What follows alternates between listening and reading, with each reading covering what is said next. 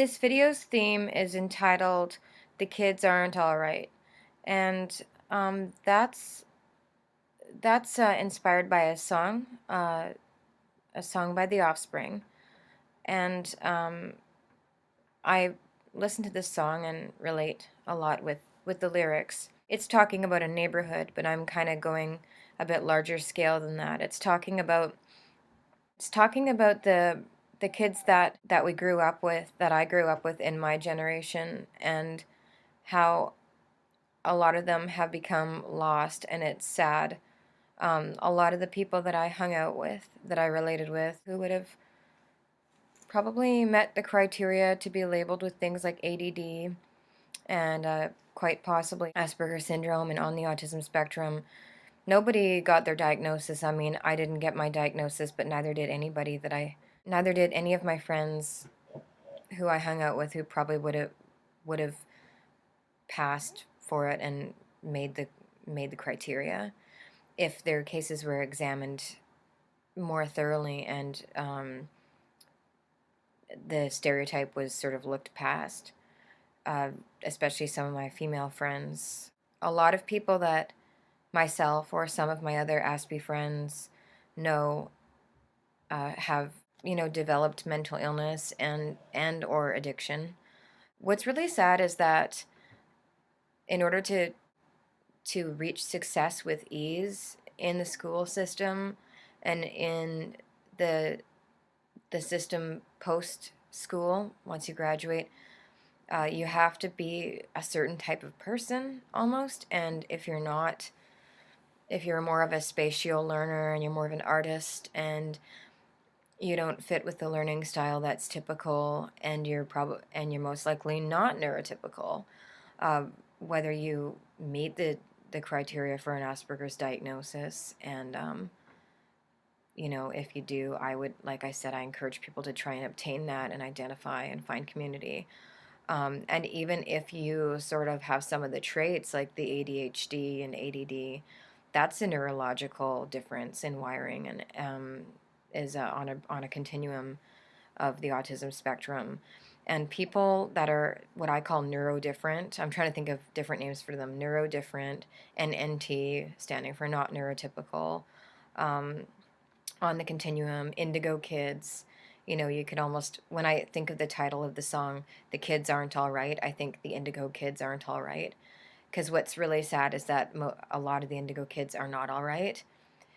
They're addicted and they have mental illness, or have developed mental illness, and then they become further poisoned by these medications, when a lot of this mental illness is to do with imbalance in their body, combined with and or caused by prolonged stress of trying to mold themselves into systems that are counter, clockwise to how they tick, and that's painful. It physically takes a toll on you, and that can affect the mind. So I mean, growing up, when I was a kid, there was very little help for ADD other than Ritalin. I mean, how does Ritalin translate into adulthood? There are some adults out there that take Ritalin, but like, Ritalin is a methamphetamine, and it can harm the brain, and that's not a solution for somebody who's overfiring neurons and who notices everything around them. The solution would be to channel into a special interest, into art. It's very ADD and ADHD are very similar to autism spectrum, and so a lot of the same therapies and approaches should be applied to the folks with ADD. Like, it's on the continuum, and kids with ADD get nothing. They get no cognitive behavioral therapy. They get the shaft, like, here, take the drugs or get the shaft. I mean, no wonder, like, these kids fell through the cracks, and I was one of them. I met the criteria for Asperger's, and the other thing too is that a lot of kids who were stamped with an ADD label, a good half of them would probably meet the criteria for actually being on the milder end of the autism spectrum. And then what happens is these people learn how to cope in bad ways because they lack the adaptive functioning. The developmental patterns are different for people who are not neurotypical. They're not we're on very high vibrations, so we develop intellectually faster. We want to know about all these intellectual subjects and special interests, but that may cause us to develop more slowly on an emotional level and a social level. And we need support for that aspect of it, as well as support for our special interests, rather than putting us down for having a different way of wiring and a different pattern of development, making us feel as though we're subhuman, basically without saying it, dehumanizing us, because we don't fit with a typical pattern of majority of people, of automatons that follow a particular system and which is convenient and designed for profit. Because we don't just take things at face value and we question things, we're treated like garbage. We're not given the respect. And despite my own challenges with my health, and my own executive functioning, which gets affected when my health gets affected, and my income, and the fact that I have a responsibility as a mom, despite all my own challenges with things and my own, you know, semi-broken heart from my dreams, which much of which haven't been achieved yet, because I'm a person who's recovering from addiction in the past, and falling through the cracks and whatnot. So despite all my challenges, I won't give up on fighting for way better quality human ethics for the neurodifferent, as well as the people dealing with complex chronic illness such as fibromyalgia and chronic fatigue. The state of human ethics regarding marginalized people, such as the former that I just mentioned, is horrific.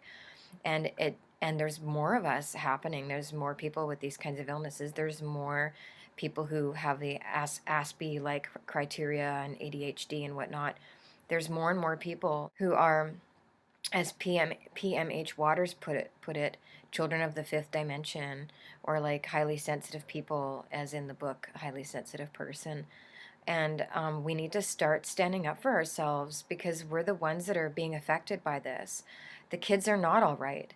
It's really sad, because the majority of people that are chronic relapsers in addiction, it's because they try and get better and they go to treatment, and then their real issues don't get addressed. Their learning differences, their trauma, and the need that the fact that because of their learning differences and probably their socioeconomic status, they are suffered post-traumatic stress and abuse growing up, and none of that gets properly addressed. A lot of recovery programs, well, there's good recovery programs out there, but the biggest problem, I think, is where people try to transition into life after recovery. I mean, the acute problem is often successfully dealt with, but then people relapse after 6 months to a year or whatnot, because they try and get a job or try and think about going back to school, and they have these learning differences and they don't mesh with the typical way of being, and they have to be self-employed and they have to explore their way of learning and find their passions, much of which they never got the opportunity to find it when they were addicted or sick or whatever, and then so they relapse. And there is really a gross lack of training in terms of identifying Asperger's syndrome and mild high functioning autism in people who have been addicted. The addiction can cause a pseudo Dutch, what you call Dutch courage. You know how when you're shy and you drink alcohol and then all of a sudden you have this pseudo courage to be social. The addiction will mask a social deficit, because maybe people with Asperger's, undiagnosed Asperger's, will really want to connect, but have a difficult time doing so, which is one of the reasons why they become addicted to a substance, to help them out with that, and self-medicating anxiety and all that. I mean, to me, it's obvious that a huge portion of people who have an addiction problem are probably on the autism spectrum or are neurodivergent, and this needs to be addressed. So, the kids aren't all right. The problem that we have now is that much of Generation Y is afflicted with mental health issues and addiction, because they weren't identified, or they were just slapped with ADD, which wasn't more looked into. Oh, just ADD. That's just too general and too broad.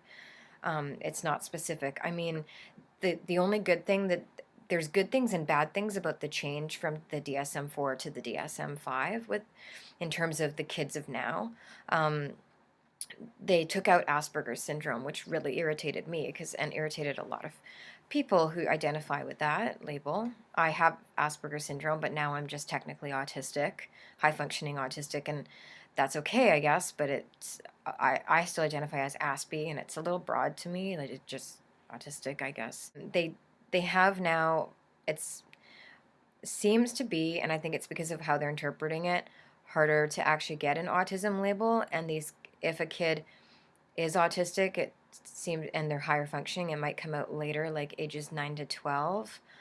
And I don't know, it's all up in the air how that's going to work, but right now they're giving kids what I call the sidestepper diagnoses. These kids are Aspies. They're on the milder end of the autism spectrum and that continuum. And they're giving them all this social communication disorder and developmental coordination disorder and such and this and that and la-di-da. And I suppose that's better than just slapping them with ADD and being like, have a nice life, here's some Ritalin. Because they're not going to get as many services as autistic kids might, but they might get some services and at least more of a specific acknowledgement about their issues. So it's sort of a half-ass compromise in that way. These kids are sort of being identified more specifically for their particular differences that they're having. The problem is that it sort of negates it a little bit. It's sort of saying, oh, your kid's not autistic. They're just really screwed up with all these disorders here. So, I mean, it's a silly little labeling thing that they've got going on. It brings some services, I suppose. And then, and then you've just got the ADD, which is still happening. Some kids are just so mild that they don't have any of these other labels and they just get ADD. And it depends on geographically where people are located, but, the in terms of like how deeply a child's situation is looked into. But just ADD still doesn't get any help. Like, it's not good enough to just be like, oh, the kid gets hyperstimulated. Children with ADD, and I would suggest to parents who have children who've been slapped with just ADD or these other sidestepper things, go by what helps kids on the autism spectrum. Look up and go by the tactics that are used for children on the autism spectrum. I can guarantee you that the neurology of this children is pretty much along those lines. And these children are polyprocessing, just like kids on the autism spectrum. They need concrete information given in steps and order in a linear fashion. They need visuals, and visuals paired with auditory. They have sensory issues just as autistic kids do. So if the school's not going to give you this service, I would be preventative and start helping your kids now. And the more that community comes together to help, autistic people should inform parents that, your kid's probably an Aspie, yeah, so, take these labels with a grain of salt and try these things, assume this and do this. This prevents the kids aren't all right stuff from happening to the next generation, Generation Z, because Generation Y is really sad. I mean, I've got friends who have bipolar and schizophrenia, and they started out as Aspies and very highly creative people. And, I have one friend who, he gets really high on drugs and then starts like rambling mathematical rhymes, like the chisms, isms, and the schisms, and da da da. And he rambles all these hyperlexic words, like he sounds like a dictionary computer that has crashed. And it's really sad because he's very, very brilliant, and he's a total artist, and he's very, very sick. And every time that he tries to get help or recover from addictions or goes to treatment, he tells me that he gets treated like I can relate with that. I stick with 12-step stuff, and then, I don't agree with all of it, but I take what works for me because I've tried to go to the mainstream system for like help, and I've been judged and pathologized, and things are written about me. And you're supposed to be helping someone, not being like, she claims she's this, da da da da, and like, it's all judgment. Like, how is that help? It's not help. Judging someone, pathologizing them, like subjective judgment isn't helpful. Could word things differently and say, Jenny, suffers from some social confusion because she was traumatized or whatever. Not, she seems to have a borderline personality problem, and it seems to need to manipulate and da da da. And well, maybe she has to because she had to survive, and so she feels she has to because she's scared and she doesn't have a social EQ or whatever. Just giving a brief example, it's just not helpful. That's the problem. Yeah, with our kids of now, we have to try and assume that they're like Aspies, and try and implement some of those sensory modifications in the classroom, and go beyond just thinking about sticking them on Ritalin. I mean, modify diet, like a clean, healthy, good diet for your child. If your child is on this continuum, is really important. Managing the sensory issues, trying to get a sensory profile, taking your child to an occupational therapist, even if they don't have an autism diagnosis. All these things to help your child now prevent your child, and I'm sorry I'm getting emotional here, they prevent your child from developing mental illness and addictions to self-medicate their troubles later, because these things for adults turn into mood. They manifest as mood issues and as anxieties, because what's going on are sensory issues and processing issues, and frustration with the job world and whatever. Like, find out what your kids' passions are now, channel them, support your child, love your child unconditionally. Don't judge, don't pathologize your child, don't attribute some of what might be a neurological difference to their personality. Don't tell them that they're being selfish because they're going on and on about one thing. It might be their brain.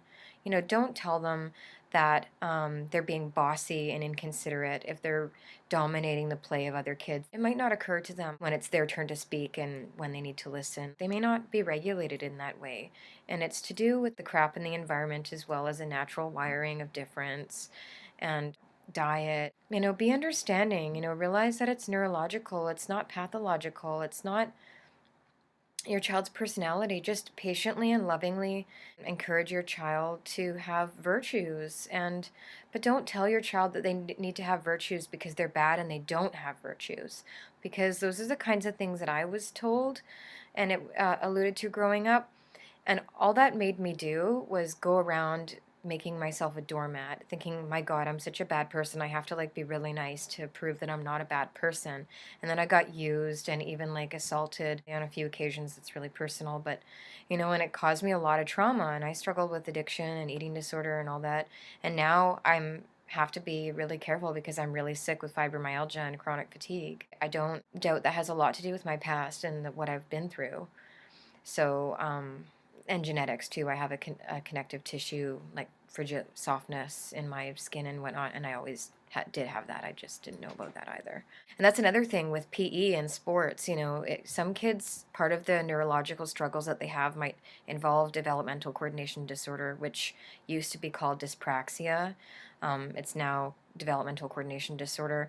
In those cases, to encourage a child to be fit, they should not be traumatized and forced into participating in PE and told that they're somehow lazy or bad if they don't want to, or if sports aren't their thing. They should be encouraged to choose an activity that works for them, that they enjoy, to help them. And really, if schools aren't going to fund these things and schools aren't going to provide the services enough, then we have to take it upon ourselves as parents. And I'm doing this with my children.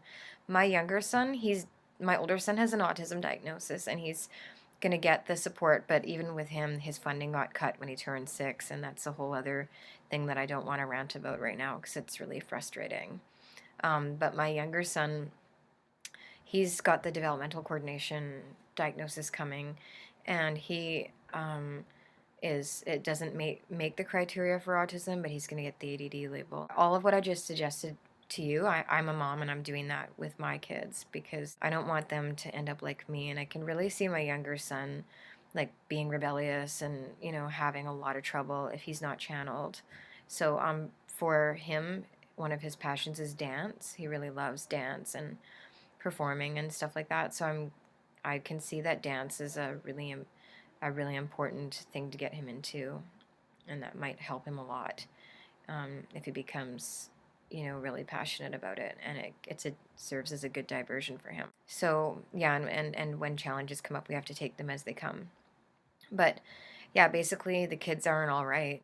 The generation of now, especially, it's easiest to prevent.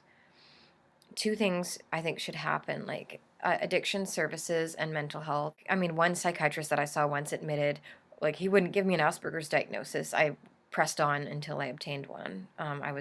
Went through a private evaluation and I presented my childhood footage to prove my case, but this guy wouldn't watch my childhood footage, and he said, well, maybe there's some learning thing there, but gave me all this like borderline personality and mood disorder and all this other crap, right? And maybe ADD and stuff. And then, but he didn't admit, I guess, just to cover himself in case I did go on to get a diagnosis. Well, but there aren't enough studies of identifying autism spectrum in people who have other mental health issues.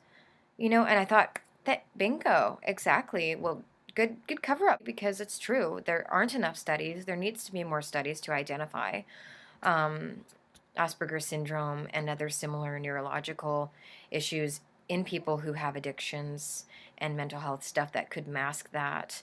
You need to go back to the childhood. There needs to be identification in order to help that person recover, because it's never really too late to salvage a perfectly good life. It's never too late. It's easier to prevent, but it's never too late to salvage a perfectly good life, and everybody has the right to that. And we're perpetually being denied of it, mistreated. Don't even get me started on the chronic health stuff. That's an entirely new thing. A lot of people who've been through hardship like I have go on to develop, fibromyalgia and whatever, and then, to add insult to injury, they're further disbelieved regarding that. It goes on and on. So, things need to change, and we can start by changing our own beliefs and thinking for ourselves and having minds of our own and helping our loved ones, our friends, and our family members. We have to come together as a community, and we need to stop listening so much to these systems and these medical opinions and following directions like aye, aye, sir. We can listen to our hearts. We can share information amongst each other and take suggestions amongst each other and be a community, and stand up for change. So, regardless of whether you have an autism diagnosis or ADD, or I think we should all just come together, all of us that are being affected by these things, family, friends, and those who are affected themselves, should just come together with a desire to recover and support and stand up against the unethical treatment of us. I hope I make sense. Again, it's another kind of rambling video. So I'll write some blogs on this and I'll attach the links to this video when I do, because I tend to be able to structure myself better when I'm writing blogs. My speech is a little more free-flowing. So yeah, peace.